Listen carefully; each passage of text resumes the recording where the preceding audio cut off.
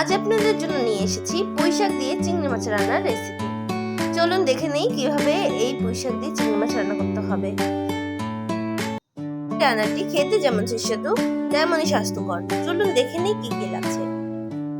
পুঁইশাক, চিংড়ি মাছ, পুঁইশাকের ডাঁটা আর আলু কেটে নিয়েছি, পেঁয়াজ কুচি, কাঁচামরিচ কুচি, রসুন কুচি আর হলুদের গুঁড়া, পরিমাণ মতো লবণ। পুঁইশাকগুলোকে ঠিক এভাবে কেটে নেবেন, কেটে ধুয়ে ঝরিয়ে নেবেন পানিটা।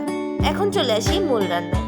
প্রথমে একটা কড়াইতে তেল দিবেন, তেলটা গরম হয়ে এলে দিয়ে দিবেন পেঁয়াজ কুচি, রসুন কুচি। এটা একটু ভাজা ভাজা হয়ে এলে, বাদামি হয়ে এলে ঠিক তখনই এর ভিতরে দিয়ে দেবো আমার কাঁচামরিচ ফালি আর লবণ আর চিংড়ি মাছ, হলুদের গুঁড়া। সবগুলো উপকরণ একসাথে দিয়ে একটু ভালো মতো নেড়ে দেবো এবং আবার চিংড়ি মাছটাকে একটু ভাজা ভাজা করে নেব। একটু নেড়ে চেড়ে দিব এবং এর ভিতরে একটু পানি দিব, দিয়ে এখন এটাকে ঢেকে দিব। ঢেকে দেওয়ার পর দেখেন এই যে আমার চিংড়ি মাছগুলো যখন এরকম পানিটা বলক হয়ে গেছে, চিংড়ি মাছটা আমি উঠিয়ে নেব এবং আলু আর ডাঁটাটা সিদ্ধ হওয়ার জন্য পানিটাতে ছেড়ে দেব। ঢেকে দিলাম। কিছুক্ষণ পর একটু নেড়ে যেয়ে দেখবো যে সেদ্ধ হয়েছে কিনা।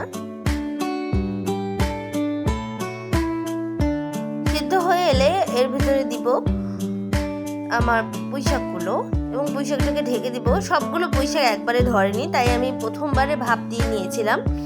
এটা যখন একটু গলে গিয়েছে এরপর আমি দ্বিতীয়বারের মতো আবার পুঁইশাকগুলো দিয়ে দিলাম। পুঁইশাকগুলো দিয়ে দেওয়ার পরে একটু পানি দিলাম যাতে ভালো মতো সেদ্ধ হয় এবং আবারও ঢেকে দিলাম।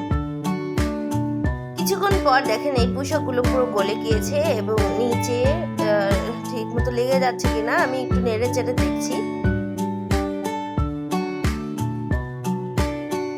এখন আমি এই অবস্থায় উপর দিয়ে চিংড়ি মাছগুলো সাজিয়ে দিব এবং আবার পুনরায় ঢেকে দিব। কিছুক্ষণ পর যখন পুরোপুরি সিদ্ধ হয়ে গেছে, দেখেন কি সুন্দর লাগছে দেখতে। আমার পুঁইশাক রান্নাটা প্রায় শেষ। কিছুক্ষণের জন্য আমি আবার ঢেকে দিলাম। ব্যাস হয়ে গেল আমার পুঁইশাক দিয়ে চিংড়ি মাছ রান্না। এটা খেতে দারুণ সুস্বাদু। আপনারা বাসায় অবশ্যই রান্না করে খাবেন এবং আমার চ্যানেলটি সাবস্ক্রাইব করতে ভুলবেন না।